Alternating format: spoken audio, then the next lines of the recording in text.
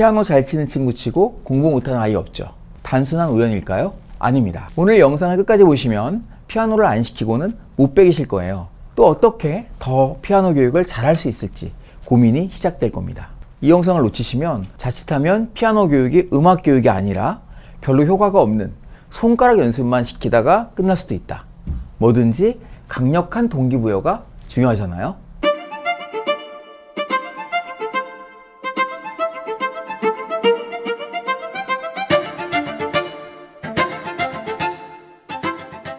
특정 과목은 조금 느린데 피아노만큼은 유난히 잘 치는 아이들이 있죠. 이 아이들은 어느 순간 공부에서도 두각을 드러내기 시작해요. 리듬을 익히고 악보를 보고 손을 동시에 움직이는 과정이 아이 뇌 전체를 자극하기 때문이죠. 오른손에는 멜로디, 왼손은 반주. 두 손은 서로 완전히 다르게 움직이죠. 여기에 시각, 청각, 촉각이 동시에 활성화되는 뇌과학에선 이것을 멀티프로세싱이라고 부르죠. 시각적으로는 다성악보를 읽고 청각적으로는 음성, 화성, 리듬을 실시간으로 모니터링하면서 신체 기관과의 협응을 동시에, 즉 양손을 독립적으로 사용하면서 손가락 번호를 익히고 페달까지 밟아야 되고, 연주하는 동안 다음 소절을 예측하고, 이 가장 복잡한 구조를 파악하면서도 박자를 유지해야 하는, 더 나아가서 고급 과정에서는 이 미세한 감정 표현에 신경 쓰면서 이 타격감까지 조율해야 합니다. 이렇게 여러 기능이 동시에 작동하기 때문에 전두엽, 측두엽, 두정엽이 함께 발달하는 거죠. 결과적으로 문제 해결 능력과 기억력, 공간 지각 능력, 집중력이 뛰어나게 될 수밖에 없다. 이것은 이론이 아니라 제가 수십 년간 아이들을 관찰한 결과입니다. 제가 1000명 이상의 아이들을 지도한 경험이니까 이미 입증은 끝났다. 학습의 기반이 되는 두뇌의 능력은 순서를 파악하고 실수를 줄이고 집중력을 유지하면서 자기 조절 능력이 필요하죠. 피아노는 자연스럽게 이 능력을 키웁니다. 악보를 보면서 다음 음을 예측하고 빠르게 손가락을 전환하면서 실수를 수정하고 연주 중간에 멈추지 않고 끝까지 완주하는 이 과정이 반복되면 아이는 이 두뇌의 근육을 단단하게 가지게 되고 학교 공부에서도 놀라운 결과가 나타나게 되는 거죠. 문제는 그 수준까지 가기 전에 대부분 고학년이 되었다고 공부해야 한다고 해서 피아노 교육을 멈추는 데 있습니다. 그래서 배웠던 거 다 잊어버리고 피아노 연주와 같은 인생의 멋진 취미를 포기하게 되는 거죠. 여러분, 학습의 두 가지 축이 무엇일까요? 저는 언어와 수리, 이 두 가지를 20년 동안 강조하고 이 분야의 교육을 해왔습니다. 이 언어와 수리 능력, 이 두 가지가 모든 학습의 기반이고 또 전부입니다. 언어 연구에서는 음악 훈련을 받은 아이들이 언어 처리 속도가 훨씬 빠르고 소리의 미세한 차이를 구별하는 능력이 뛰어나다고 알려져 있습니다. 또 수학 성취도도 높아질 가능성이 큽니다. 왜냐하면 피아노는 패턴을 인식하고 규칙을 이해하며 공간과 시간 구조를 파악하는 이 수학과 직접적으로 연결된 훈련이 반복되기 때문이죠. 그래서 피아노 잘 치는 친구 치고 공부 못하는 친구가 없다는 말이 과학적인 연구 결과와 실제 데이터로 뒷받침이 되는 것입니다. 아이에게 이렇게 질문해 주세요.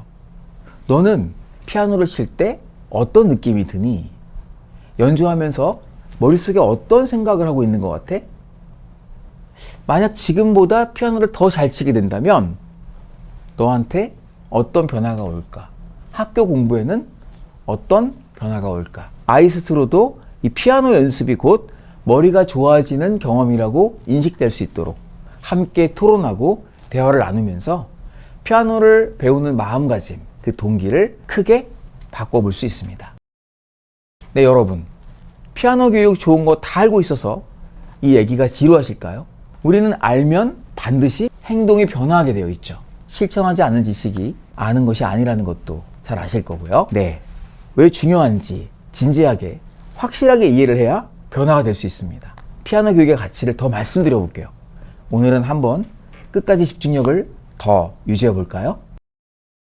피아노가 왜 모든 악기의 여왕인지 독보적인 차이점을 말씀드릴게요. 한마디로 피아노 연주에서는 한 사람이 다루는 음악 정보량이 확연하게 다릅니다. 피아노는 멜로디, 화성, 베이스, 리듬을 혼자서 동시에 연주할 수 있는 거의 유일한 악기죠. 피아노는 오케스트라의 역할을 한 사람이 모두 수행하는 악기입니다.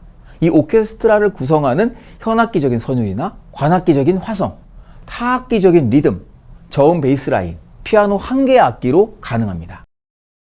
그래서 피아노를 배운 사람은 오케스트라 전체의 구조를 이해하는 방식으로 음악적인 사고가 확장되죠.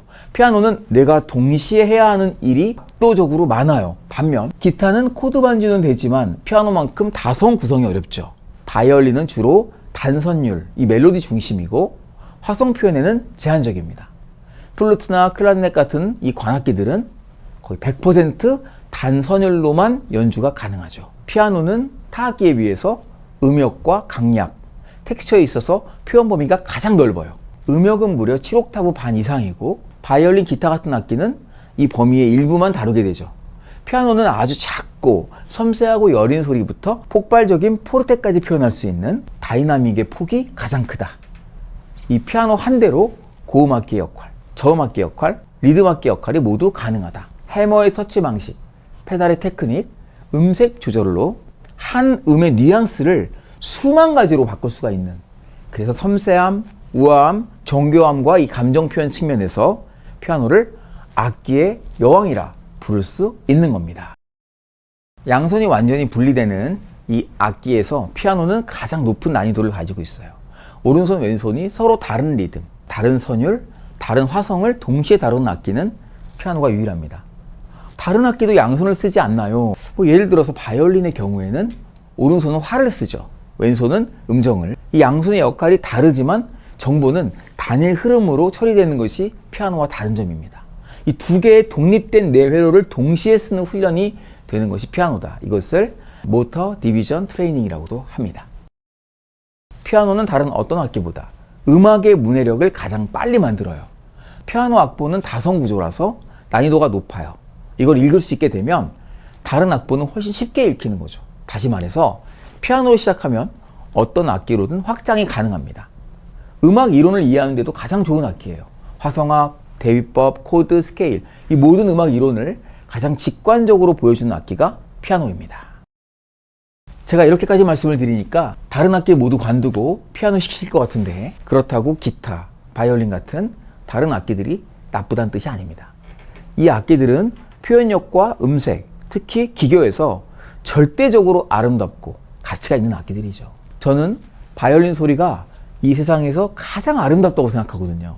그렇지만 한 악기에서 수행되는 정보의 양과 이 다층성이라는 기준에서 봤을 때 피아노는 구조적으로 다른 악기와 비교할 수 없을 만큼 독보적인 악기다. 그래서 음악학자, 신경화학자, 작곡가들이 피아노를 항상 Music's Complete Instrument, 가장 완전한 악기라고 부르는 것입니다. 오늘 피아노 교육의 중요성에 대해서 아주 길게 말씀을 드렸는데 피아노 교육에 대한 동기부여가 강력하게 되셨나요? 다음 시간에는 자칫 문제가 될 수 있는 체르니 교육에 대한 이야기, 어떻게 아이들에게 피아노 교육을 할지에 대한 이야기를 좀 더 말씀드리겠습니다. 오늘 끝까지 들어주셔서 감사드립니다. 또 뵙겠습니다.